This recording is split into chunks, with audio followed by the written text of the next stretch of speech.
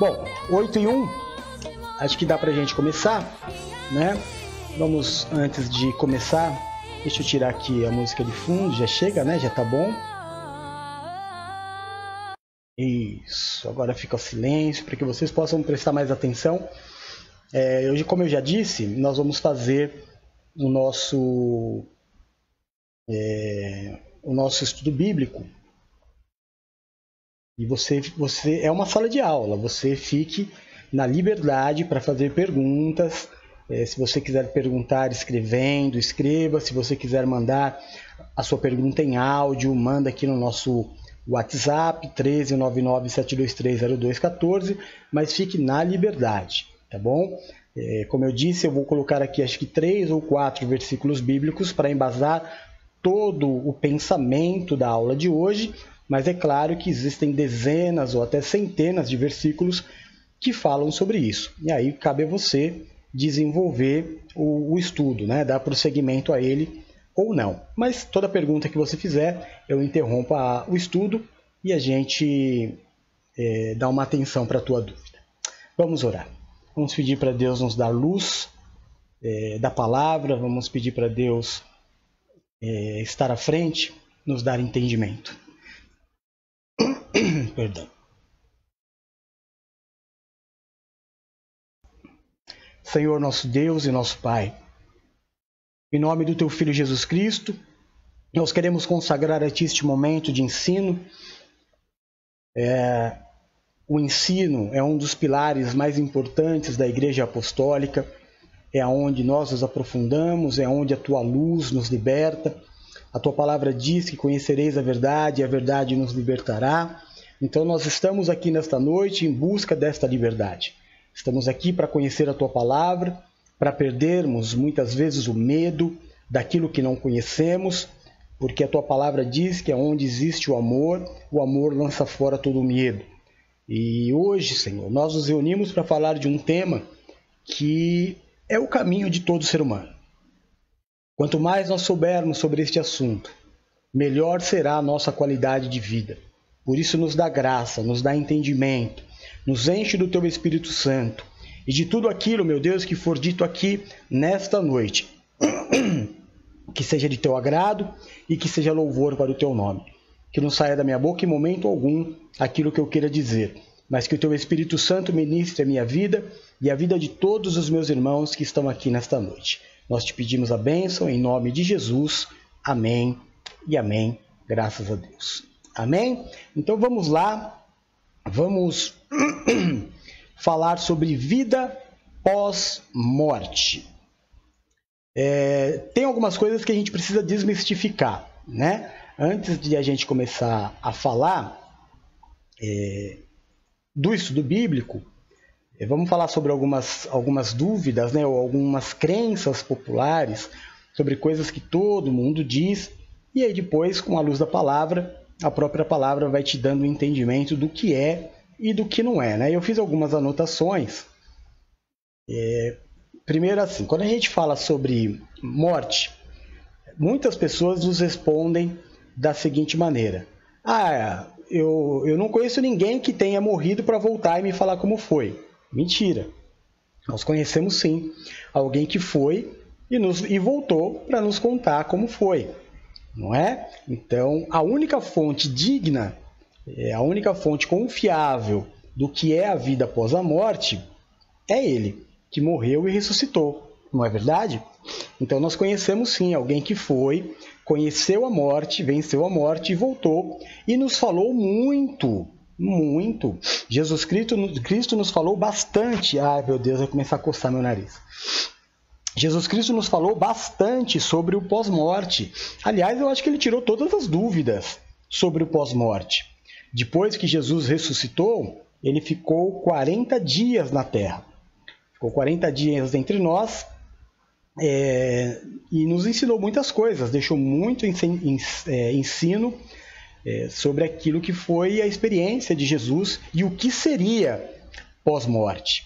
Não é? Uma das coisas que a Bíblia nos ensina e talvez seja uma explicação pela qual nós tenhamos tanta dificuldade em lidar com a morte, é porque nenhum ser humano foi feito para morrer.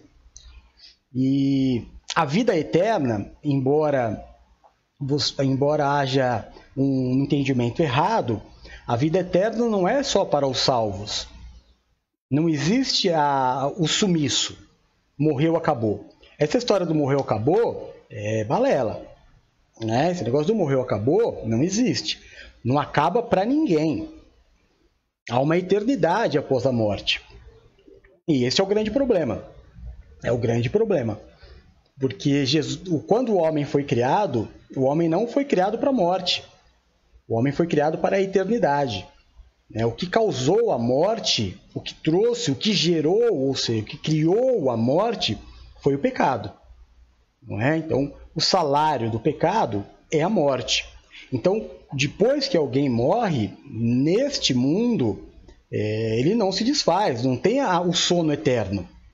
Né? Existe uma vida após morte. E isso é que todo mundo precisa entender. Ou você sobe, ou você desce. Né? Todos vão, na visão cristã, na visão bíblica da morte, todos têm vida pós-morte. E é isso que a gente vai falar aqui hoje. Agora, alguns sobem, outros descem. E a gente vai falar sobre isso também. Talvez seja o momento mais pesado da nossa conversa, seja exatamente esse. Porque a gente tem uma mania de depois, acho que é até cultural. Depois que alguém morre, ela meio que se torna santo, né? Meio que beatificada a pessoa. Não pode falar mal, não pode lembrar das coisas ruins que fez, morreu, virou santo. Não é bem assim. Depois que você morre, tem uma prestação de contas.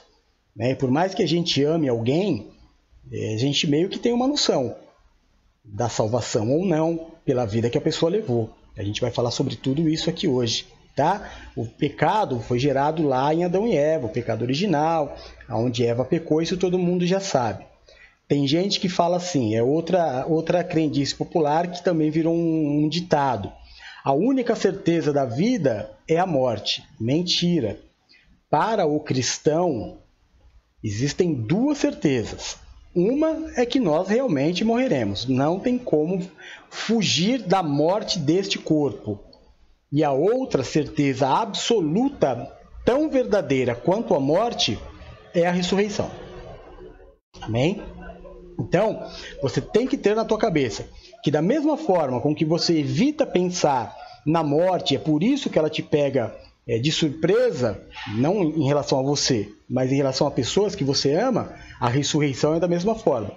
Porque se você tem dificuldade em lidar com o estudo da morte, ou de lidar com a própria situação morte, é claro que a ressurreição não faz parte dos seus estudos. Porque para você estudar a ressurreição, para você crer na ressurreição, você vai ter que passar pela morte, não é? Então, por isso que muitas vezes falar sobre ressurreição não é um assunto muito agradável também, porque eu tenho que falar da morte, tá? Então, vamos lá, o que mais tem aqui que a gente vai falar?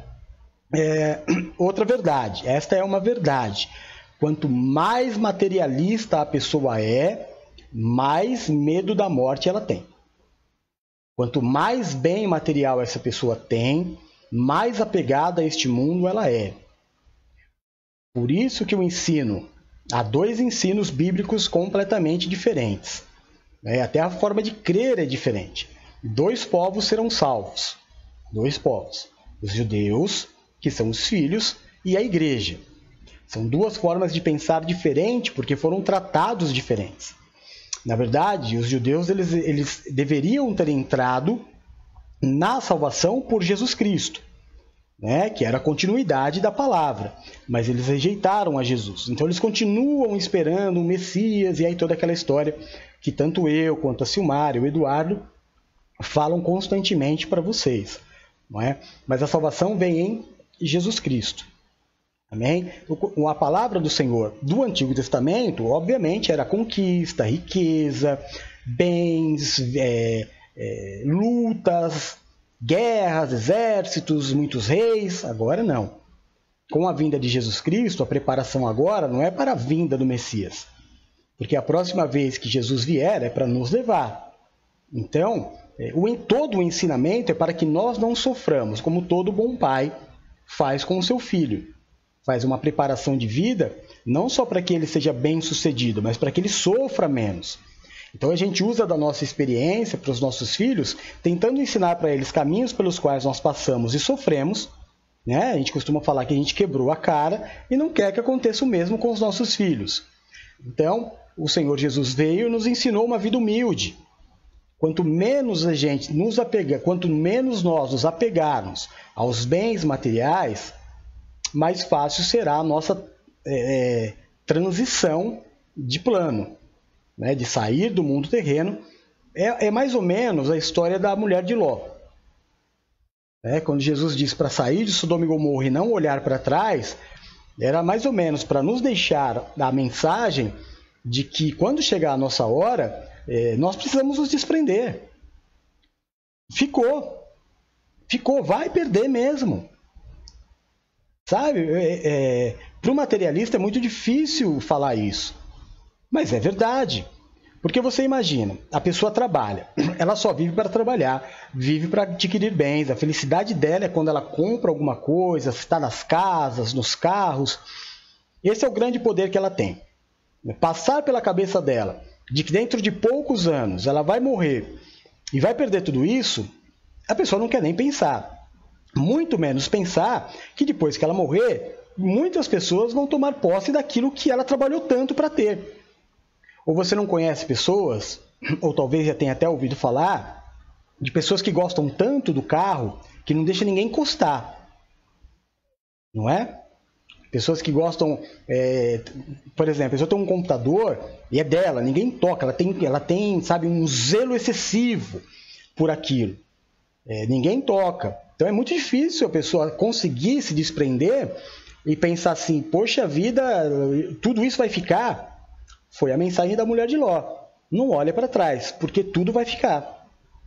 Tudo vai ficar. E aquilo que você amava tanto, adorava tanto, a cozinha, os móveis, a geladeira de último tipo, a televisão de 700 polegadas, o videogame maravilhoso, vai ficar para outro, vai quebrar, não vão tratar com o mesmo carinho. E isso deixa a pessoa maluca. A tal ponto que a mulher de Ló olhou para trás. E ela virou uma estátua de pedra, né? Uma estátua de sal. Petrificou, como uma mensagem do Senhor de que será assim a nossa passagem. Vai para frente, é para frente que se anda. O que ficou para trás vai ficar para outro, ou vai ser destruído. É o que a gente vê muito acontecer em famílias, quando o patriarca, a matriarca morrem e os bens ficam, é que aí começa a guerra da família. Né? Todo o problema que o dinheiro traz. Então, em relação a isso que o Senhor Jesus nos ensina sobre a humildade. Não é pecado ter nada não, irmão. Não é pecado ser rico, não é pecado ter um bom carro, uma boa casa, nada disso é pecado. Mas é perigoso. É perigoso se apegar a isso. Né? Tem gente que é apegado demais aos filhos, tem gente que é apegado demais ao marido, sabe? Fica numa ciumeira e pega telefone celular e fica vendo mensagem, isso, aquilo. A pessoa ela entra em neura em pensar que um dia ela pode morrer e o marido fica aí e vai casar com outra pessoa. Ai, apóstolo, nem falar isso que eu já passo mal. Pois é.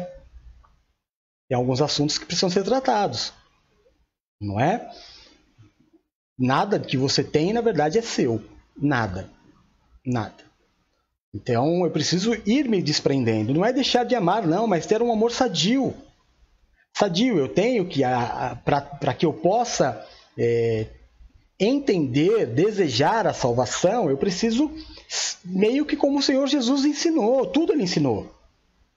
Aquele que ama o mundo, automaticamente é meu inimigo. Por que meu inimigo? Porque eu vou ensinar para ele que tudo isso aí não vale nada. Que tudo isso que ele dá muito valor, o carro, a casa, o dinheiro, os bens, a roupa bonita, tudo isso, na verdade, afasta ele meio que de mim. Né? Então, aquele que ama o mundo torna-se inimigo do Senhor, é o que ele diz. Amém? Vamos continuar aqui, senão eu já começo a falar, entrar por outras vertentes aí, e não é o que eu desejo. Outra coisa, não existe reencarnação. Não existe. Eu fui espírita há muito tempo, eu acreditei em reencarnação há muito tempo, né?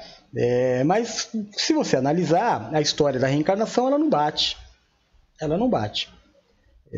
A questão do ser humano, da evolução espiritual, que a pessoa vai nascendo de novo até que ela evolua, não é o que a gente tem visto na humanidade, né? O aumento populacional também. Deveria se manter uma base, um número X de pessoas. Se a pessoa morre e ela renasce, ela vai reencarnando, manter-se o mesmo número de pessoas na Terra, mas na verdade a Terra está com uma superpopulação, porque são novos seres que são gerados. Então existem muitas coisas que você, estudando, você não precisa entrar na Bíblia para que você desmistifique a questão da reencarnação. Na verdade, uma fuga. A reencarnação ela vem recheada de fugas, como por exemplo, se você teve um problema com alguém, você foi inimigo de alguém, ou magoou alguém, ou alguém te magoou, e você não se desculpou, não se resolveu com essa pessoa, então você vai voltar. É isso que a gente aprende no kardecismo, por exemplo. Então você vai voltar para se reconciliar com essa pessoa, até que vocês se reconciliem e serem salvos. É mais ou menos isso. Aí você imagina que aí você reencarna, resolve o problema com a pessoa, mas vai arrumar com outro, porque o ser humano é assim, crenqueiro, né? E aí quantas vezes você vai ter que reencarnar na vida para poder, na verdade você nunca vai sair. Porque se você precisar estar completamente limpo para sair desta terra para o outro plano, você nunca vai sair. É aí que é a nossa fé em Cristo, porque a salvação não é nossa, não é por obras. A salvação vem dele, única e exclusivamente dele. A vida pós-morte é única e exclusivamente de Jesus Cristo. Amém? Então não existe reencarnação. Não acredita nisso, porque isso pode te levar a problemas muito sérios quando tudo isso acontecer. Outra coisa, existe fantasma? Existe fantasma. O que não existe é alma penada, tá? Alma penada não existe. Sabe no Almanaque da Mônica, não tem lá o penadinho? Então, não tem alma penada. Ninguém morre e fica vagando. Viu? Ninguém que morre fica vagando. Quem morre tem destino. Tem destino e não é a Terra. Ninguém se perde, irmão. Não tem esse negócio de, eu tô aqui. Sabe aquele filme Ghost? O Outro Lado da Vida? Lembra que sucesso que ele fez nos anos 80, 90? Finalzinho dos anos 80, né? Acho que 89. Que ele ainda ficou na Terra e fez contato com a ex-mulher, com a Demi Moore, porque ainda não tinha chegado o tempo dele, né? Então ele ainda ficou vagando pela Terra e ele se encontrava com outros espíritos e coisas assim. Isso não existe. Sendo a tua hora ou não, né? A gente entende, a morte é a morte, morreu, irmão. Aí você vai para o julgamento. E vamos falar sobre isso também daqui a pouquinho. Mas não existe esse negócio de eu morri, o fulano veio me visitar, né? Eu lembro que eu brincava quando minha mãe morreu. Quando minha mãe morreu, eu tinha acabado de vir aqui para o litoral e eu morava numa casa bem pequenininha, que ficava a uma rua aqui atrás, né? Mas eu morava sozinho mesmo. A Bruna ainda não tinha vindo morar comigo e eu ficava sozinho. E eu até brincava com o pessoal da igreja, né? Porque eu assustava muito minha mãe. Minha mãe estava sempre deitada, tadinha, né? E eu chegava assim, eu falava, mãe, e ela tomava aquele susto, me xingava. E eu falava, eu dormindo lá a noite inteira sozinho, você não vem aqui me assustar não, né? Devolver as brincadeiras que eu fazia. Mas não é possível, né? Isso não é possível, a gente vai entender por quê daqui a pouco ouvindo a palavra. Mas não existe essa questão de alma penada. Também ninguém que morre fica vagando por aí. Você não vai visitar o artista preferido, você não vai lá para Beverly Hills, não tem nada disso, né? Você não vai entrar na casa do vizinho para ver o que acontece lá. Pode tirar isso da sua cabeça. Essa diversão pós-morte você não vai ter. Tem muitas coisas muito legais pós-morte. Aliás, não tem nada que não seja legal pós-morte.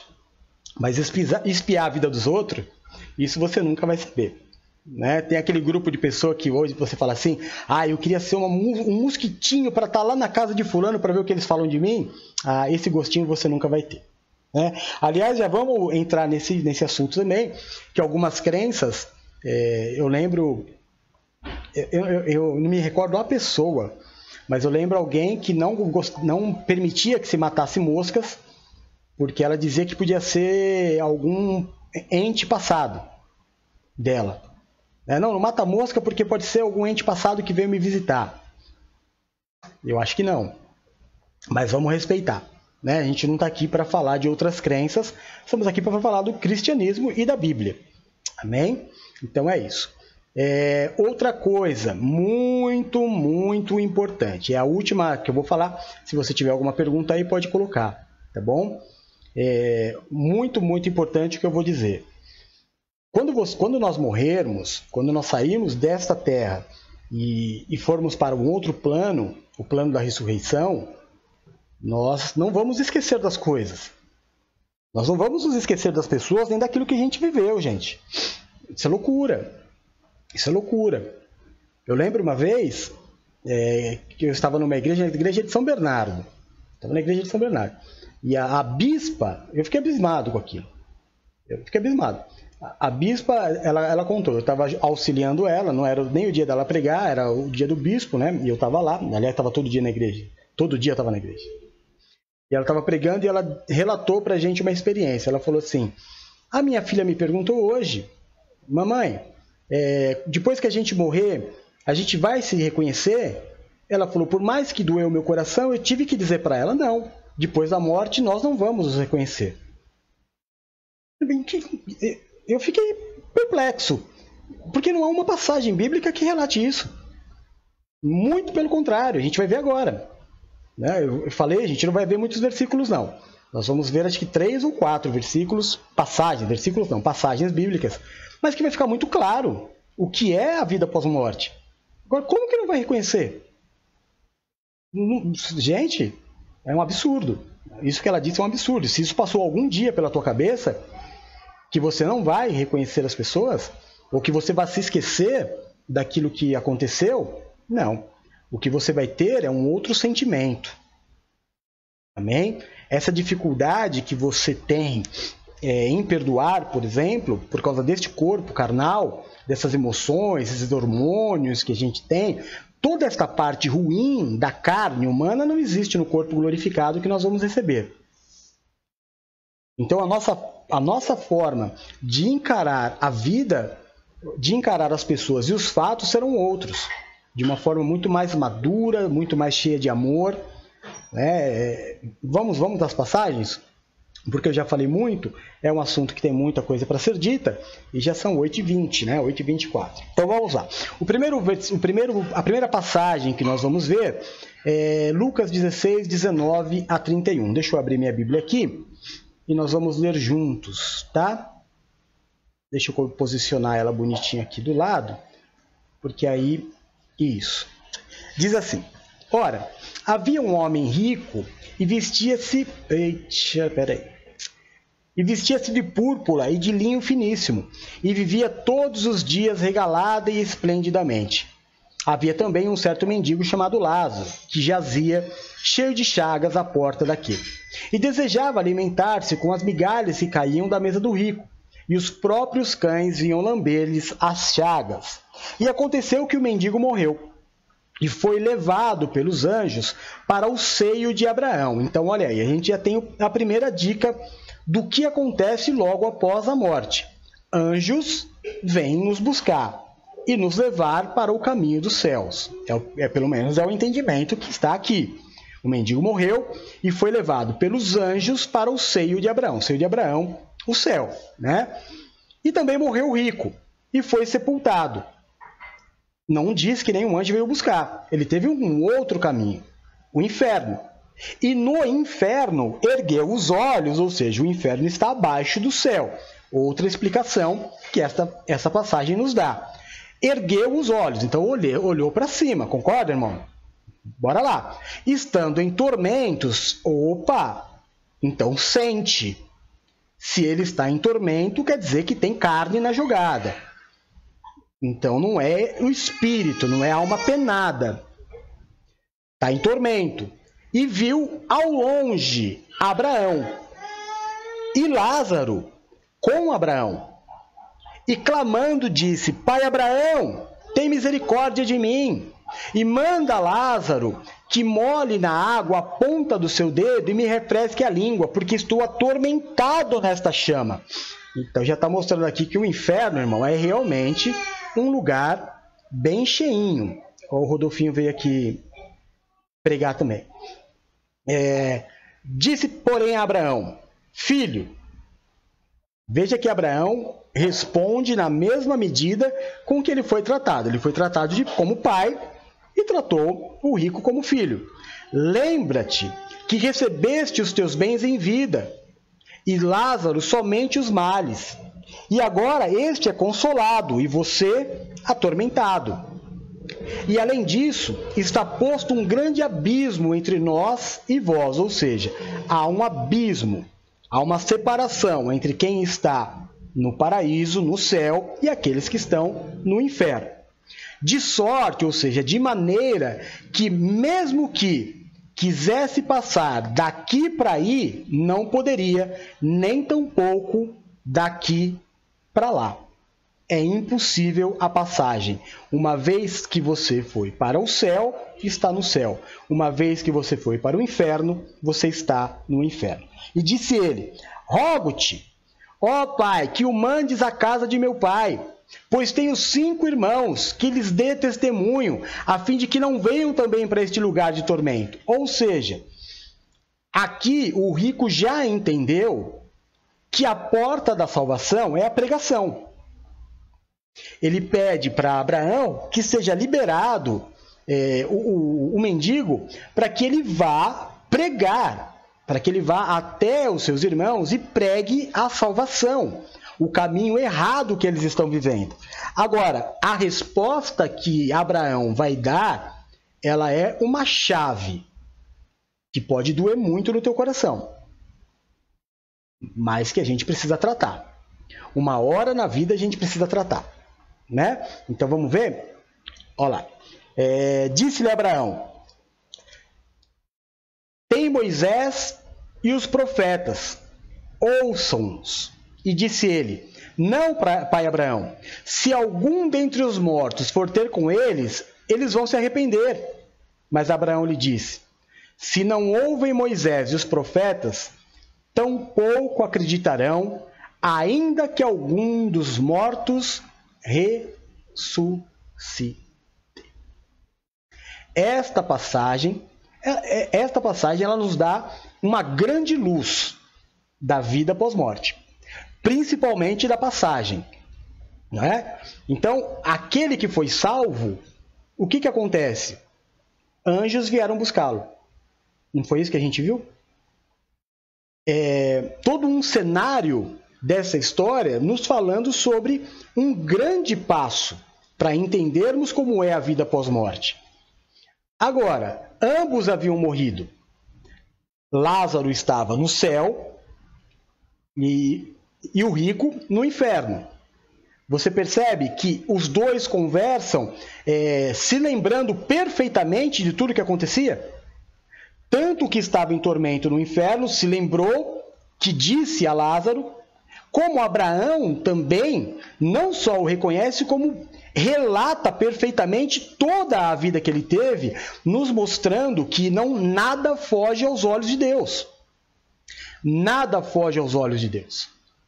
Ontem à noite nós falamos sobre Cush. Eu não gosto de falar Cush, que fica meio em inglês, né? Cushê. Vamos falar Cushê. Cushê. Que era um benjamita que tem uma passagem na Bíblia. Uma. O nome dele é descrito uma vez no Salmo 7. Lá no Antigo Testamento. Não fosse esta passagem, ninguém saberia que este homem existiu. Ninguém saberia que esse homem existiu. Mas por que está lá? Eu até disse, é como uma agulha no palheiro. Este homem não fugiu dos olhos de Deus como ninguém foge. Não tem uma história sobre ele, mas ele está lá. Ele está lá, sendo citado na Bíblia. como a minha vida, como a tua vida, como os teus familiares, nada foge do olhar do Senhor e do julgamento de Deus. Cada um de nós, irmãos, por mais que a gente ame, nós precisamos saber. Não há salvação fora de Cristo. Ah, mas a pessoa... Quantas vezes você já ouviu o seguinte comentário? A pessoa é maravilhosa, só falta se converter. Então falta tudo. Porque a salvação não é por obras. Porque ninguém vai para o céu porque é bonzinho. Você entende? Ninguém vai para o céu porque é bonzinho. Vai para o céu pelo entendimento da conversão. Aquele que declarar o nome de Cristo publicamente e se batizar, este será salvo. Amém? Se houver alguma dúvida em relação a este primeiro versículo, essa primeira passagem que nós fizemos a leitura, por favor, você pode aí colocar a sua pergunta, tá? Fica na liberdade. Depois, nós vamos ver ainda no que acontece após a morte. Ai, meu Deus, começou, Bispa Silmara, ó, o meu nariz começou a coçar. Vamos ver agora Lucas 36, 43. Abre a sua Bíblia comigo. Lucas, deixa eu abrir aqui também a minha Bíblia. 24, de 36 a 43. Abriu? Então vamos lá. Enquanto falavam sobre isso, ou seja, sobre a ressurreição de Cristo, o próprio Jesus apresentou-se entre eles e lhe disse: paz seja com vocês. Eles ficaram assustados e com medo, e pensando que estavam vendo um espírito. E lhes disse: por que vocês estão perturbados e por que se levantam dúvidas em seus corações? Vejam as minhas mãos e os meus pés. Sou eu mesmo. Toquem-me e vejam.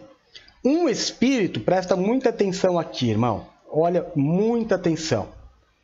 Muita gente pregando isso de forma errada. Jesus Cristo não ressuscitou em espírito. Jesus Cristo ressuscitou em carne. Presta atenção, vamos ler de novo lá do comecinho, ó. Vejam as minhas mãos e os meus pés. Sou eu mesmo. Toquem-me e vejam. Um espírito não tem carne nem ossos, como vocês estão vendo que eu tenho. Tendo dito isso, mostrou-lhes as mãos e os pés. E por que não creram ainda? Tão cheios estavam de alegria e de espanto, que lhes perguntou: vocês têm aqui algo para comer? Deram-lhe um pedaço de peixe assado, e ele comeu na frente de todos. Muitas coisas desmistificadas mais uma vez. Claro, por isso que eu falei que nós não precisamos ler todos os versículos. Essas duas passagens nos dão quase todas as respostas que nós precisamos do entendimento da vida pós-morte. Primeiro é a crença, ressurreição. Eu preciso crer na ressurreição. Eu preciso crer na ressurreição. Jesus ressuscitou. Quando as mulheres chegaram no túmulo de Jesus, não tinha nada. Não tinha nada. Ninguém roubou o corpo de Jesus. Jesus ressuscitou. Ressuscitou. Só que esse ressuscitou não é mais no mesmo corpo. Aí, irmão, são mistérios. Né? A gente tem muitas passagens, o apóstolo Paulo relata, fala muito sobre sobre este novo corpo, que ele chama este corpo que nós estamos de barraca e que nós receberemos um palácio, comparando um com o outro. E, obviamente, a aparência não é mais a mesma. Há uma transformação. Alguns estudiosos, e eu acho muito difícil se estudar isso, né? Mas é estudo, então a gente tem que dar crédito sempre a quem estuda. Então, alguns estudiosos, por estudar, ver traduções e outras traduções e passagens bíblicas que não estão na Bíblia, de livros apócrifos, de livros que não fazem parte, chegam à conclusão. Alguns dizem assim, que nós ressuscitaremos e receberemos o corpo com a aparência de mais ou menos os nossos 30 anos de idade. é uma teoria, né? Eu até cheguei a pregar sobre isso uma vez, e é claro, eu com 30 anos, quem me conheceu hoje, com 47, me vê com 30, provavelmente você não vai acreditar que seja eu. Concorda ou não? Aconteceu com Jesus algumas vezes. O problema aí é que Jesus morreu com 33. Não é verdade? Jesus morreu com 33. Então, se na ressurreição houvesse simplesmente um rejuvenescimento de 33 para 30 anos, todo mundo o reconheceria. O problema é que ninguém o reconheceu aparentemente. Quando eu digo aparentemente, é pela aparência. Tanto que Jesus tem que mostrar, olha, sou eu. Mas era outra aparência. Como na transfiguração também. Jesus estava ali, não havia nem morrido, mas o seu corpo se transformou quando apareceu Moisés e Elias.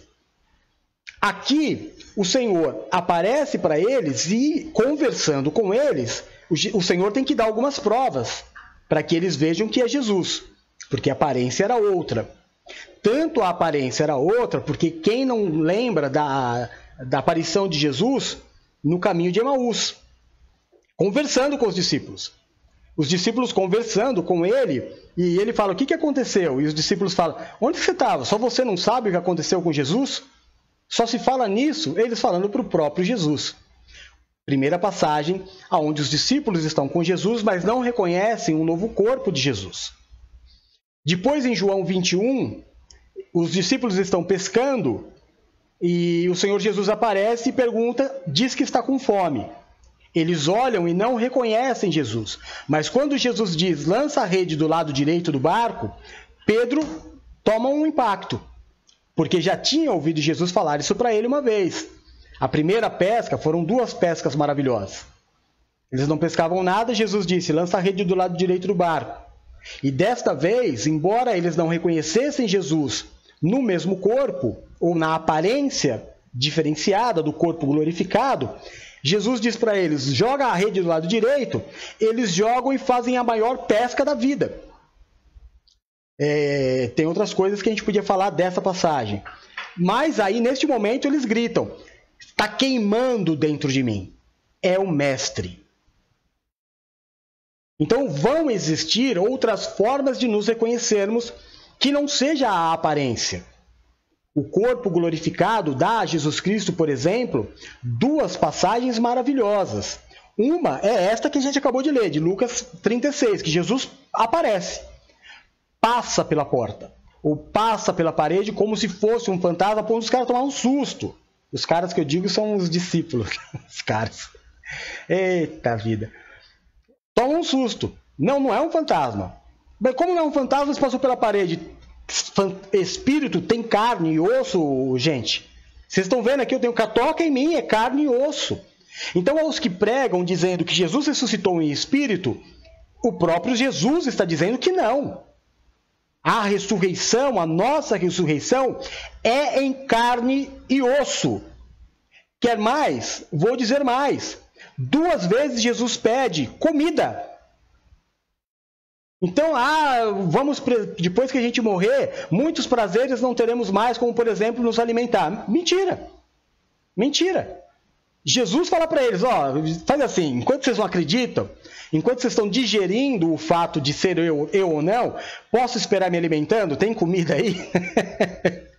Quando vocês vão pensando se sou eu ou não, dá um peixinho para mim aí que eu vou comer. E deram o peixe para ele e ele comeu. Ele comeu. Carne e osso. A nossa ressurreição é em carne e osso. Só vai ser tirado de nós o que não presta. O que não presta. Dor, tristeza, mágoa, ódio, raiva. Tudo isso que é inerente desta carne que a gente tem. Mas após a morte, tudo isso... Exatamente, Silmar. Quando vocês discutem se sou eu ou não, é bem a nossa cara, né? Enquanto vocês ficam discutindo, a gente come. Dá um peixe para mim aí.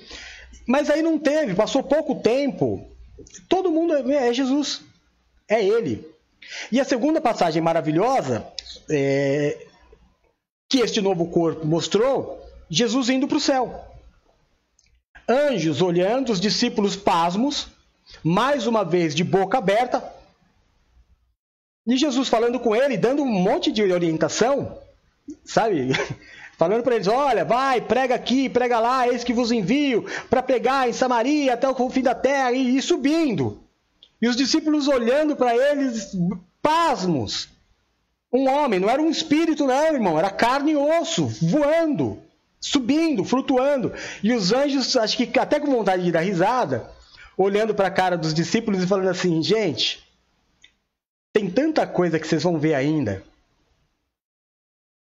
Aí olharam para os discípulos e ficaram com dó, né? Acho, ei, o que vocês estão olhando? E aí acho que eles acordaram, falaram, é verdade, né? E os anjos disseram, com a mesma velocidade que vocês estão vendo ele subir, do mesmo jeito que ele subiu, ele vai descer. Então vai fazer o que ele mandou. E aí os discípulos meio que saíram, vamos embora, vamos fazer o que ele mandou. Maravilhoso. Maravilhoso. Olha quantas coisas aconteceram. Hoje Jesus Cristo está sentado vivo. Não em espírito, vivo. Como eu e você não. Mas em carne e osso, sentado num trono, como rei, governando a vida de todos aqueles que se entregarem para ele. Sim, ele governa a minha vida e a tua vida, se assim você desejar. Se assim você se fizer, como é que eu vou te falar? Merecer. Como assim merecer, apóstolo? Os dois caminhos que eu te disse. Crer e for batizado. Crer é ter uma vida de obediência. Crer não é declarar. Crer é crer. Crer é viver para. Eu não ando, por exemplo, a gente está nessa confusão. Governo federal, governo estadual e governo municipal não se falam a mesma língua. Está tudo bagunçado. Então o mundo aí fora está desesperado. Meu Deus, está um caos.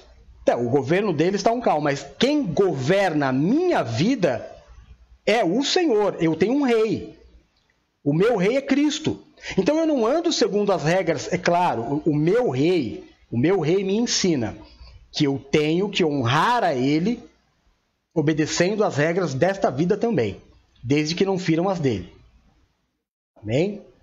Então eu vivo sabendo que quem rege as regras da minha vida é o Senhor. Que quem decide a minha vida é o Senhor, diferente deste mundo. A passagem de ontem do culto de profissionais é que com eles está o braço da carne, conosco o Senhor nosso Deus. As armas da nossa milícia são poderosas em guerra, porque são armas espirituais. Amém? Então, assim que nós morrermos, com tudo isso que a gente já aprendeu de uma forma simples e bem rápida, lendo as passagens, precisa muita explicação. Não é só prestar atenção nos versículos, não passar correndo, presta atenção, a gente já se liga como é que vai ser pós-morte.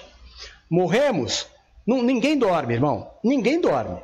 A questão do ficar dormindo é uma expressão bíblica para dizer que morreu.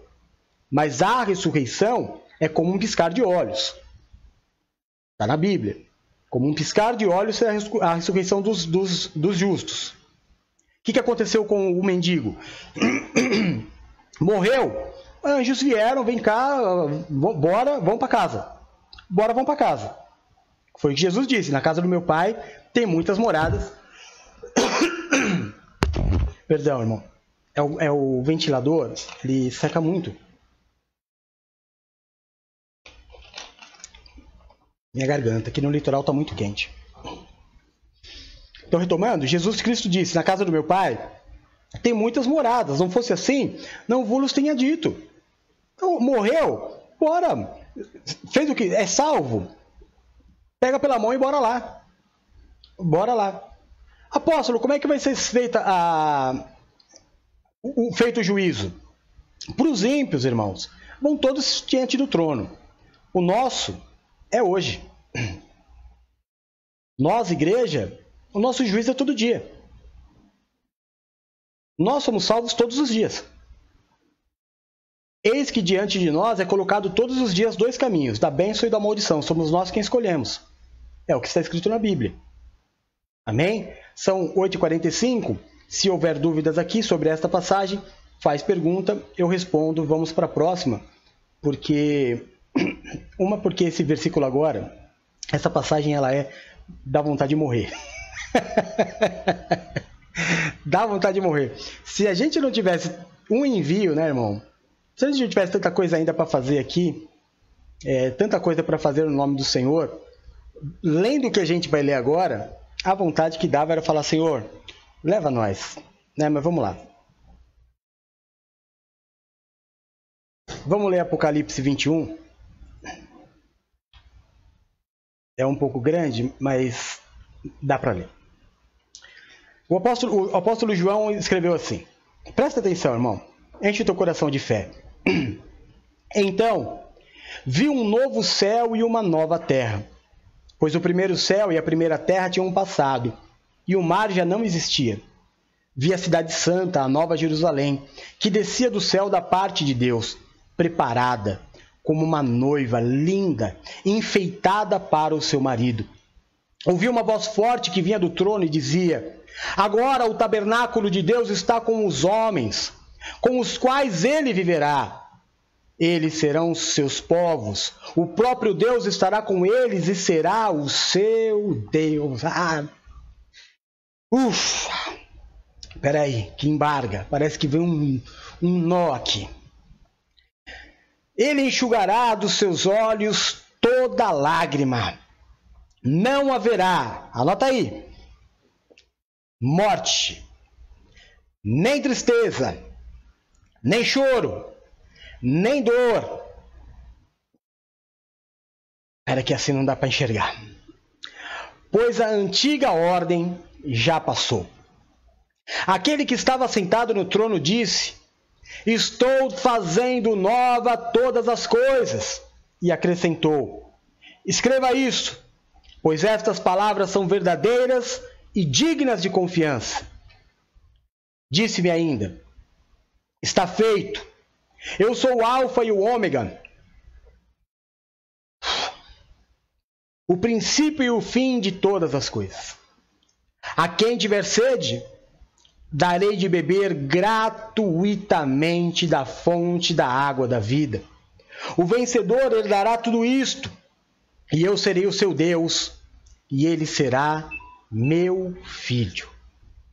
Mas os covardes, os incrédulos, os depravados, os assassinos, os que cometem imoralidade sexual, os que praticam feitiçaria, os idólatras e todos os mentirosos, o lugar deles será no lago de fogo que arde com enxofre. Esta é a segunda morte. Um dos 7 anjos que tinham as 7 taças cheias das últimas 7 pragas aproximou-se e me disse: venha, eu lhe mostrarei a noiva, a esposa do Cordeiro.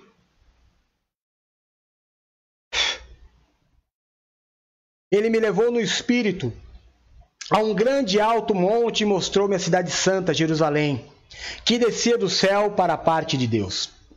Ela resplandecia com a glória de Deus, e o seu brilho era como a de uma joia muito preciosa, como jaspe, clara como cristal. Tinha uma grande e alta muralha com 12 portas e 12 anjos junto às portas. Nas portas estavam escritos os nomes das 12 tribos de Israel. Havia 3 portas ao oriente, 3 ao norte, 3 ao sul e 3 ao ocidente.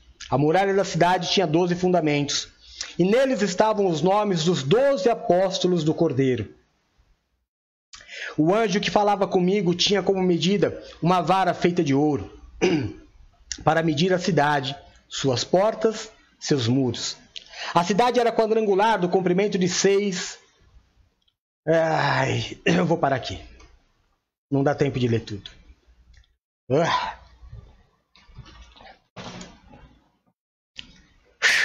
Tem que tomar fôlego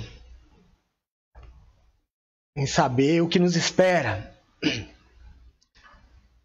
Apocalipse 21 relata tudo. Relata para onde a gente vai, quem vai. Talvez algo importante que a gente tenha que definitivamente tratar é quem vai. Por isso nós temos que trabalhar. nós temos que trabalhar. Infelizmente, irmão, o teu amor, só o teu amor não vai bastar. Depois da morte, não há segunda chance. Toda a chance que nós temos, que os nossos familiares têm, que os nossos amigos têm, é em vida. Depois da morte, não há segunda chance. Então nós temos que criar estratégias. Às vezes a chatice ela é ruim. Às vezes ficar o tempo inteiro falando para a pessoa, olha, faça isso, você tem que salvar, não sei o quê, acaba afastando. Eu sei que é o nosso desespero em querer salvar os nossos amados, em passar a eternidade com quem a gente ama. Não estou te dizendo que por amor a nós, Deus não possa salvar, Deus pode tudo. Mas a gente não pode ir pela possibilidade. Deus não nos fala da possibilidade. Deus nos fala do que é. Será salvo aquele que crer e se batizar, ou seja, aquele que se entregar, que tiver uma atitude. Não, a fé não é por obra. A nossa obra é um amor desesperado. Eu estou 6 horas no ar todos os dias por um amor desesperado. Para que a palavra chegue a você de alguma forma. Eu faço de tudo, irmão. Eu faço um programa na web que não tem nada a ver de evangelho, mas é uma forma de alcançar pessoas que, se eu falar, vão para a igreja, não vai. Então eu tenho que ficar maquinando como é que eu vou chegar até pessoas, conquistar a confiança de pessoas, como é que eu vou buscar a simpatia de pessoas que, pelo simples fato de saberem que eu sou um homem de Deus, já vão ter um preconceito em relação a mim e que eu preciso levar a palavra da salvação. Então, só pregar não adianta, eu preciso de outras estratégias. Eu preciso chegar até essas pessoas. Então, uma das minhas estratégias é o programa das 6 horas. É chegar até o coração das pessoas sem dar a mínima aparência que o programa é um programa da igreja. E assim a gente tenta alcançar a muitos. E temos chegado, graças a Deus, a muitos países, a muitos estados. Então eu tenho trabalhado agora nessa consagração 40 horas. Se fica mexendo no pescoço assim, você me vê, não é tique, é dor. Como eu te disse, eu durmo umas 5 horas por dia. Quebrado. Um trabalho desesperado pela salvação. Quando eu olho, a minha visão desse tempo é muito diferente da maioria de vocês. Porque quando a gente olha e fala assim, eu vejo nos pedidos de oração, vamos orar para Deus consolar as famílias. Eu sei, irmão, eu sei o teu sentimento, mas o meu não é esse. O meu sentimento em estar aqui pregando, em fazer depois a revista Gospel, mais tarde, logo após esse programa, não é pelo consolo, é para a salvação. O meu entendimento da morte não é essa tristeza. Apóstolo, vamos orar pela família. Eu sei a dor que é, eu sei, já perdi. Perdi muitas pessoas que eu amo, eu sei qual é a dor. Mas dor maior é saber da morte eterna. É o que o Senhor, sabe o que o próprio Deus fez com Josué? É a nossa vida. Enquanto todo mundo chorava porque Moisés acabava de morrer, principalmente Josué, Deus aparece para Josué e diz o que para ele? Eu tenho certeza que Josué esperava que Deus ia aparecer para ele para consolar o coração dele. Afinal de contas, Moisés era praticamente seu pai. Era sua referência. Mas não, Deus aparece para Josué e fala, levanta, meu servo Moisés é morto, agora toma a frente. Como eu fui com Moisés, serei com você. Josué fica desesperado. Você, bora, não tem nem o que chorar, nem o que pensar, tem que levar esse povo até a terra. A gente vai perder quanto tempo chorando? Então eu tenho que buscar salvação. Eu tenho que trabalhar para a salvação das pessoas. Você tem que trabalhar para a salvação das pessoas. Para que elas se entreguem, para que elas declarem, para que elas se batizem. Ufa! A minha preocupação não é com quem já está, é com os que acham que estão. É com os que acham que estão. Porque se batizou, mas não creu. Sabe, vive uma ilusão de que, eu estou salvo. Peraí, mas você crê, você batizou e creu, ou creu e se batizou ou só batizou? Vive uma vida de fé? Não, apóstolo, ainda não. Então bora, vamos andar junto. Vamos andar junto para que essa tua caminhada se transforme em salvação. Porque uma vez que você alcançar a graça, irmão, já era. Ninguém tira, ninguém perde a graça, ninguém perde a salvação. Tudo isso que a gente leu é daqueles que conquistaram a salvação. Então eu não posso ficar parado chorando pelos que foram, eu não posso mais fazer nada pelos que foram. Então eu olho todos os dias 4.000 pessoas morrendo e eu falo, meu Deus, a igreja talvez não tenha chegado na metade deles. Não é verdade? É um sentimento desesperador na vida de um apóstolo, na vida de um pastor. Meu Deus, eu estou trabalhando, fazendo o que eu posso na pandemia. Sabe, a igreja está orando de 3 em 3 horas. Sabe, Deus nos dá a direção, a gente vai, faz e quase não sai do ar. É quase uma programação de 24 horas direto para alcançar vidas e mais vidas. Para quê? Para quê? Para salvação. Para você parar de ter medo de falar da morte. Sabe, para você entender, amém, a morte realmente causa um certo espanto, mas fala dela. Conviva com ela porque ela vai chegar na minha vida, na tua vida, dos nossos amados. Só que depois da morte tem nova vida. Depois da morte tem coisas mais maravilhosas do que o que você já viveu. Muito mais maravilhoso do que você já viveu. O que você não experimentou. Eu falei para você um tiquinho do que é a vida pós-morte. Aliás, eu não. Eu só comentei a Bíblia. Nós falamos aquilo que estava em cima da Bíblia. Agora, a gente tem que ver esse tempo em que milhares e milhares de pessoas estão morrendo. E a gente tem que pregar. Tem que pregar. Eu não posso me preocupar agora com a minha esposa, com a minha filha, com aqueles que estão salvos. Eu tenho que ir para cima de quem não está. Tenho que dar opções, ficar todo dia pensando, meu Deus, o que eu faço? O que eu faço? Me dá uma estratégia, como é que eu chego no coração endurecido? Como é que eu faço amizade, conquisto a confiança do camarada que não quer saber de Jesus, que odeia crente? Porque eu não vim para andar com quem gosta de mim. Eu preciso andar, fazer um exército de pessoas que estejam dispostas a ir atrás de vidas, a perder a vida. Eu já ganhei a salvação, agora eu vou perder essa vida aqui, ganhando vidas, bora!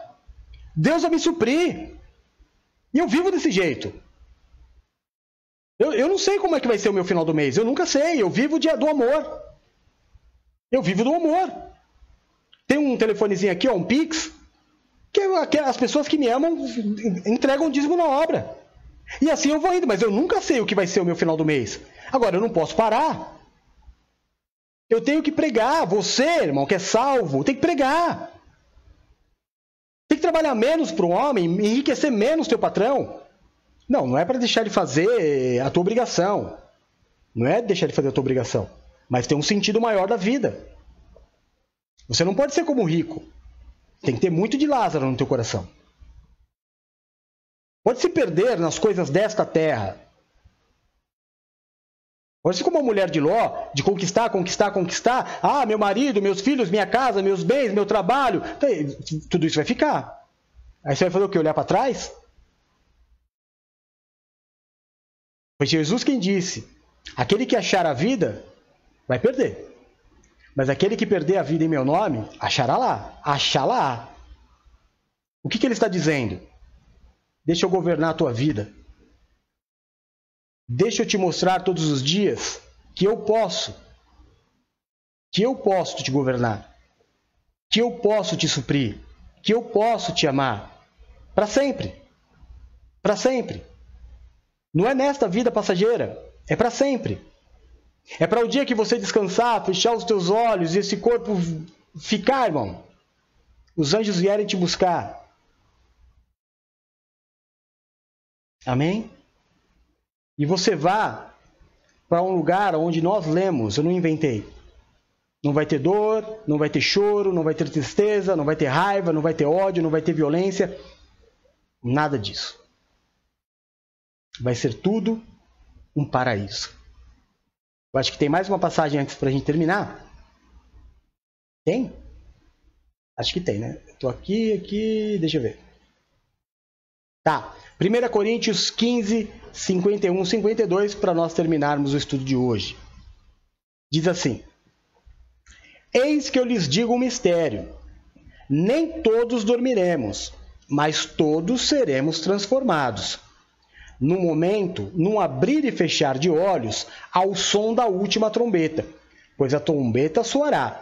Os mortos ressuscitarão incorruptíveis e nós seremos transformados, ou seja, vai ter mudança. Pois é necessário que aquilo que é corruptível se revista de incorruptibilidade, e aquilo que é mortal se revista de imortalidade. Então o apóstolo Paulo está nos dizendo aqui, nem todos dormirão, ou seja, muitas pessoas serão arrebatadas. Você sabe disso, o Apocalipse diz. A igreja será levada, muitos não morrerão. Mesmo aqueles que não morrerem sofrerão uma transformação, porque este corpo pecador, pecaminoso, este não entra no céu. Há de haver uma transformação, e essa transformação será como um abrir e fechar de olhos, tanto para os que dormirem, ou seja, os que morrerem, como para aqueles que forem arrebatados. Todos serão transformados. Todos mudarão a sua aparência, todos receberão o poder do corpo glorificado, que é o que nos habilita a viver aonde Deus está. Amém? Glória a Deus. Eu espero, acredito que sim, né? Porque, deixa eu ver, tem algumas coisas escritas aqui que eu acabei não lendo. Acho que a Silmar escreveu assim: eu tive um sonho que estava partindo dessa para melhor, bem melhor. Estava no hospital, mas pedia para Deus não era a hora, que era aniversário da minha filha. E ela ia ficar muito triste. Acordei chorando. Essa passagem é bíblica. Esse teu sonho, filha, é bíblico. Porque o apóstolo Paulo disse isso para a igreja e para Deus. O apóstolo Paulo disse o que para a igreja? Interprete o sonho, filha. O que você acabou de me dizer. A igreja apostólica não gera membros nem clientes, gera filhos. Amém? O apóstolo Paulo olhou para a igreja e falou assim: por mim, para os coríntios, por mim, eu queria ir embora. Porque o apóstolo Paulo já sabe tudo isso que eu estou ensinando para você hoje, ele já sabia. Por mim, eu queria estar lá na glória com Jesus. Mas, por vocês, eu preciso ficar. Então esse teu sonho é isso, filha. Por nós, o melhor, para todos os que já alcançaram a salvação, o melhor é ir. Mas o que o Senhor espera de nós? Trabalho. Já que alcançamos, agora levar as pessoas a isso. A filha chorando são as pessoas que nós precisamos alcançar. E precisamos. Dá vontade. A gente vê a maldade do mundo, a gente vê as traições, a gente vê a falsidade, as injustiças, e a gente sabe que tem algo tão melhor e puro que dá vontade mesmo de falar: Senhor, nos leve. Só que a gente não pode se esquecer que a nossa vida é um propósito. A nossa vida é um propósito. Amém?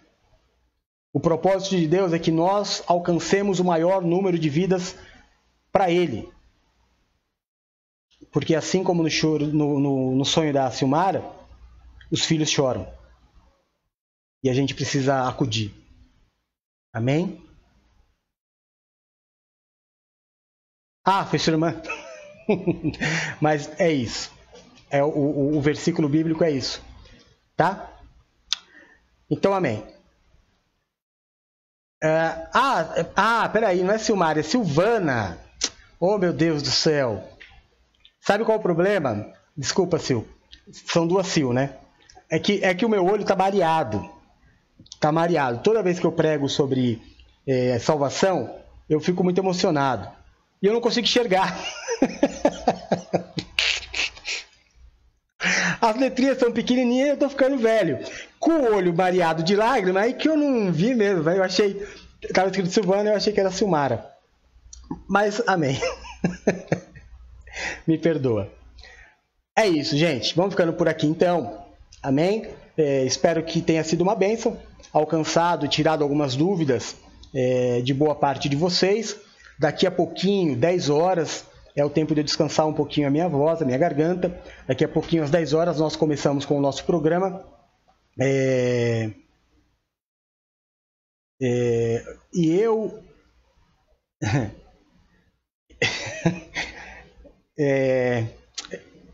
Silvana falou, eu esqueci. Daqui a pouquinho, 10 horas, nós temos o nosso programa, que é uma grande bênção, muita música, que vocês gostam de chamar de louvor, né? Muito louvor, testemunhos, curiosidades bíblicas, aconteceu na internet, salmo do dia, palavra do dia e a esperada oração da virada do dia. À meia-noite nós fazemos a oração de consagração do novo dia que vai se iniciar. Você é meu convidado. Amém? Eu estou aí nessa consagração desde as 6 horas até meia-noite e meia, mais ou menos, fazendo os programas, descansando um pouquinho a voz, mas no final vai dar aí mais ou menos 40 horas para alcançar o maior número de pessoas possíveis para a honra e glória do Senhor. Amém? Em nome de Jesus. Eu vou ler de novo aqui o da Silvana. Eu li como fosse a Silmara e dei uma interpretação diferente. Eu tive um sonho que estava partindo dessa para melhor. Estava no hospital, mas pedia para Deus que não era a hora, que era aniversário da minha filha, que ela ficava muito triste, acordei chorando. Silvana, aquela interpretação que eu dei permanece para a igreja. Mas o teu sonho, a gente conversa depois, particularmente, para que a gente não exponha particularidades da sua vida pessoal. Eu acho mais saudável assim, tá bom? Então, agora não dá, porque eu já vou entrar com um programa, mas te chamo, ou então passo para a Silmara, mas preferia conversar com você mesmo, a gente marca um horário, a gente conversa sobre esse teu sonho, e eu posso te explicar. Mas não gostaria de fazer exposição de vida pessoal num ambiente onde tem tantas pessoas, tá bom, querida? Eu amo você. Para aqueles que eu dei boa noite a todos, né? E aqueles que eu não vi entrar, por exemplo, a Silvana eu não tinha visto, minha prima linda, a mais linda de todas, Silvana também entrou. Quem mais entrou que eu não vi? A Nádia eu já tinha falado, não tinha? Dado boa noite? Tinha dado boa noite. Quem mais? Adriano. E aqui o meu chat, ele some as pessoas. Deus abençoe a todos vocês. Espero ter sido de alguma forma útil tudo que eu disse para vocês. E por favor, não se esqueçam, se você é um dizimista fiel da casa do Senhor e você deseja abençoar o nosso ministério, por favor, vai ser muito bem-vinda a tua doação e a tua colaboração. A nossa chave Pix é o mesmo número do nosso WhatsApp. Fica na liberdade. Amo vocês e Jesus. Até daqui a pouco, 10 horas eu estou de volta. Um beijo. Tchau!